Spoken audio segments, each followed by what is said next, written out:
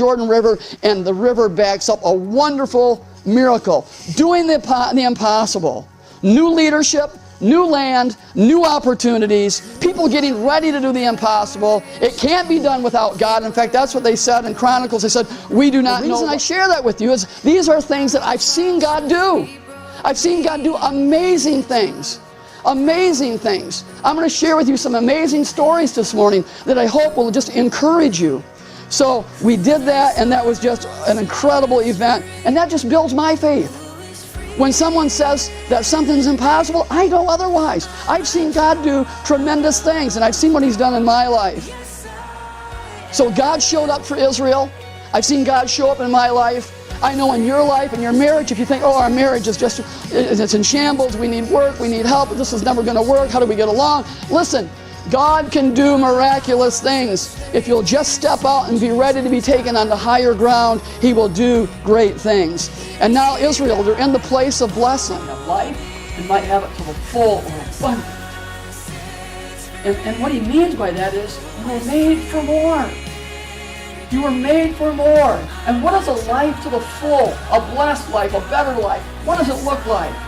Well, I think it's this. You were made to overcome negative habits. You were made to overcome emotional unhealthy attitudes. You were made to make a difference in others' lives. You were made to walk in healthy, loving relationships. You were made to receive answers to your prayers. You were made to live not in fear and timidity, but in power. And who wouldn't want this? But so many times, so looking back over your life, just look, graduates, look at what I call sightings of God. Just things that you just know God did in your life. All right? He's got a special place for you. And you want to recognize that place of blessing. You want to recognize it, that moment, that God moment, and you want to carry it with you. He's ready to do something in your life. He's ready to do something in your career, in your marriage, in your calling, in your ministry. And when He does, you note the occasion from the Lord. You say, surely God has been present here. And worship Him when He does great things. Worship Him. I love this passage. I'm taking it a little out of context, but it's in Ecclesiastes 8:3.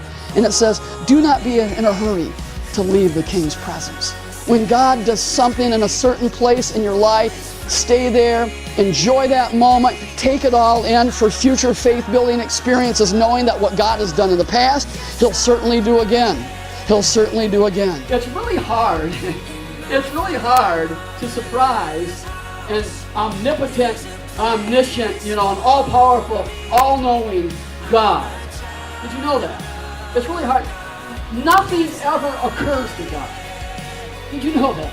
Nothing ever occurs to God. There's no time in which God goes, oh, I didn't see that coming. That doesn't happen with God. And let me give you a little extra on that. He is working on the solution before you even know there's a problem.